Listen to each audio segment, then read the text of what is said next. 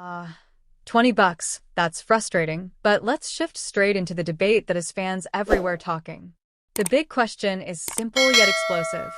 Who really has the stronger squad right now? Arsenal or Liverpool? When you break it down, the arguments get interesting. Some point out that Arsenal appear to have better options defensively.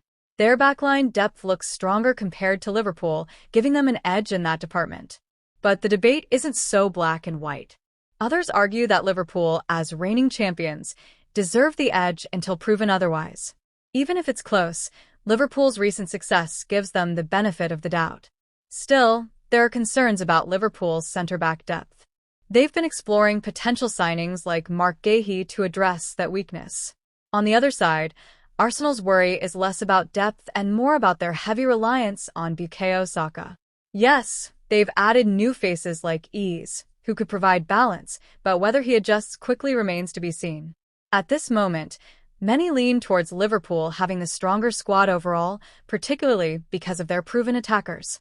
Liverpool boasts two strikers, one established and consistent in the Premier League and another who has already shown promising flashes.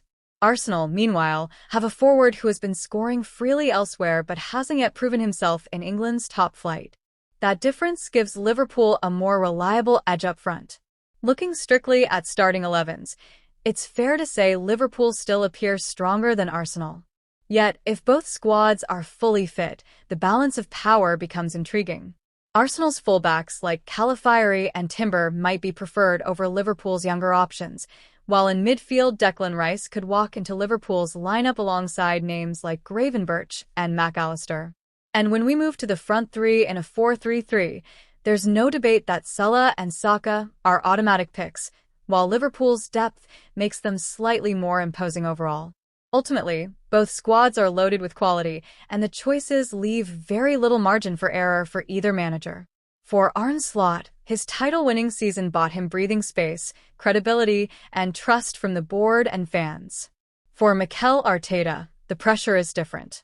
He has the squad he asked for, one shaped with long-term investment and ambition. Now the expectation is clear: deliver the Premier League title. There's no longer room for excuses. However, the recent clash between Arsenal and Liverpool showed the cautious side of both coaches.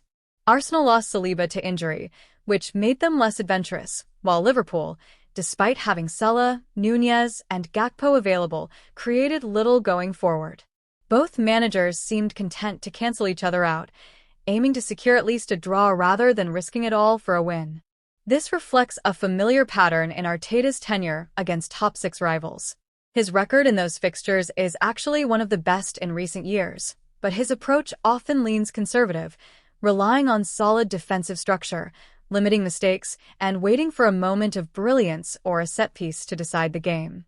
While that strategy prevents losses, it sometimes sacrifices ambition and leaves fans frustrated. The timing of these big fixtures is also worth questioning. Some argue the Premier League should schedule marquee clashes later in the season, like La Liga does with El Clasico, to ensure they're played when teams are sharper and more settled.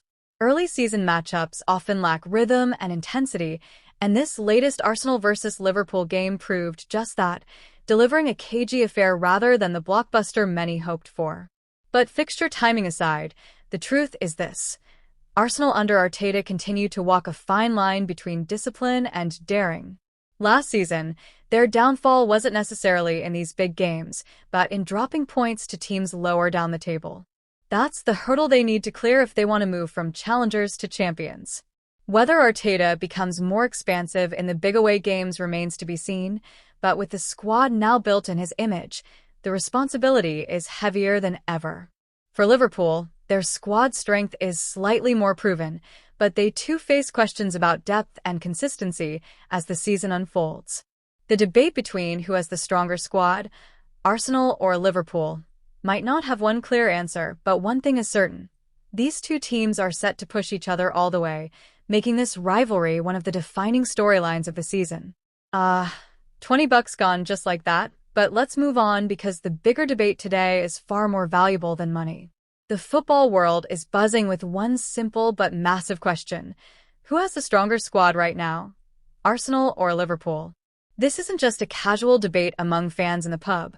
It's the kind of conversation that shapes how we view the Premier League title race, the Champions League contenders, and the balance of power in English football. When we look closely at Arsenal, one thing becomes clear immediately. Their defensive options are arguably stronger. Their backline has been carefully built with smart signings, depth in fullback positions, and leaders who can organize under pressure. Compared to Liverpool, Arsenal appear to have the edge defensively. But football isn't that simple, is it? Because when you consider Liverpool's track record, their championship pedigree, and the fact they still carry the badge of champions, many people instinctively lean toward them. Until proven otherwise, Liverpool command respect for what they've achieved. And that makes this debate even closer.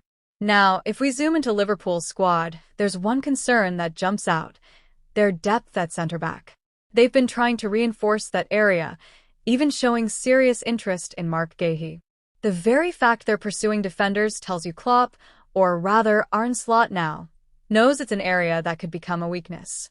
Arsenal, on the other hand, aren't struggling for depth as much as they're dealing with reliance.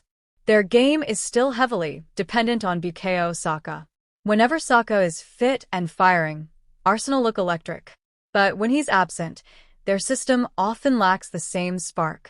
Of course, they've added players like Ease, who might bring balance and creativity, but whether he adapts quickly to the Arsenal way remains a storyline we'll all be following closely. And here's where Liverpool pull ahead in another key department: their attack. They boast two strikers, one a proven Premier League goal machine, another showing signs of real potential. Arsenal's main man up front has been prolific elsewhere, but until he proves himself week in and week out in the Premier League, questions will remain. That's why when you line up the attacks side by side, Liverpool's feels slightly more trustworthy. So, if we talk purely about starting 11s, Liverpool probably edge it overall. But the moment you look deeper into specific areas of the pitch, the debate